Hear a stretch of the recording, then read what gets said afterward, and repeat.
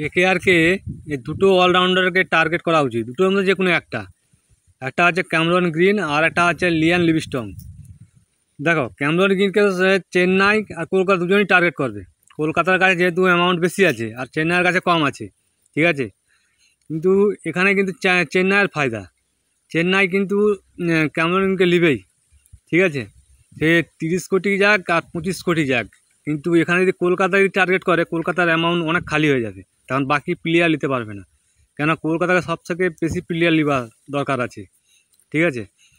এখানে আমি একটাই কথা বলবো কেকেআরকে ম্যানেজমেন্টকে, যে এক কাজ করো, ক্যামেরন গ্রিন যদি থাকে তো ভালো, না থাকলে লিয়ান লিভিংস্টোন ভালো অপশন হবে।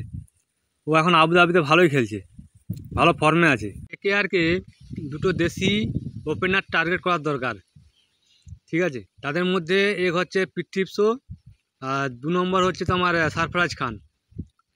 এই দুজন ওপেনার জুড়ি ভালো একটা অপশান হবে, কলকাতা এদেরকেও টার্গেট করা উচিত।